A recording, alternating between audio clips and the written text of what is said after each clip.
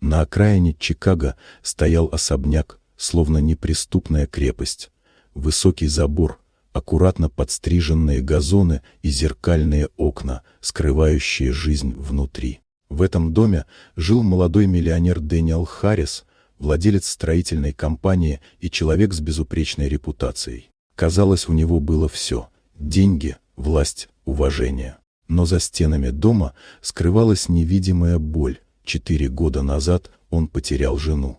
Особенно тяжело было их сыну, маленькому Эйдену. Тогда ему было всего 2 года, и он замкнулся в себе, словно создав невидимую стену между собой и миром. Он не улыбался, не играл, не разговаривал даже с отцом. Эйден сидел в углу своей комнаты, глядя в окно, словно ждал, что мама вдруг вернется.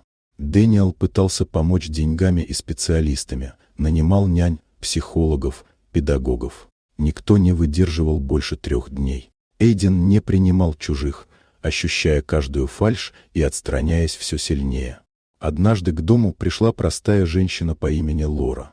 Без громких резюме, с опытом работы с детьми в маленьком городке, она предложила Дэниелу попробовать помочь Эйдену. Он согласился, скорее из отчаяния, чем из веры. Лора не пыталась сразу заставить ребенка улыбнуться или говорить. Она просто сидела рядом, не навязываясь, оставляя маленькие знаки: бумажный кораблик, гладкую шишку, перышко. На 3-й день Эйден впервые за годы взял кораблик в руки и тихо рассмеялся. С каждым днем мальчик открывался все больше. Он начал смотреть в глаза, рисовать вместе с Лорой, брать маленькие жесты общения. Дом Дэниела постепенно оживал. Тихие шаги, смех, шепот. Даже персонал заметил перемены.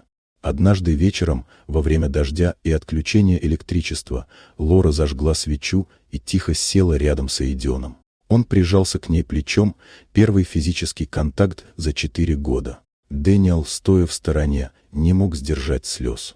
Со временем мальчик начал говорить. Сначала тихо, едва слышно, потом смех Эйдена разорвал тишину особняка. В один из вечеров он подошел к отцу, сел рядом и положил голову ему на колени. Дэниел понял, его сын снова учится доверять, жить и чувствовать.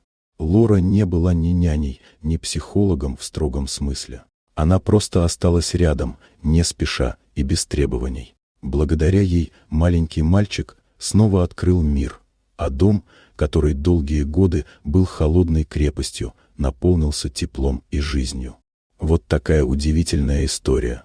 Дорогие друзья, напишите в комментариях, откуда вы смотрите это видео. А если вам понравилось видео, поставьте лайк, а также подписывайтесь на канал, впереди еще много интересного.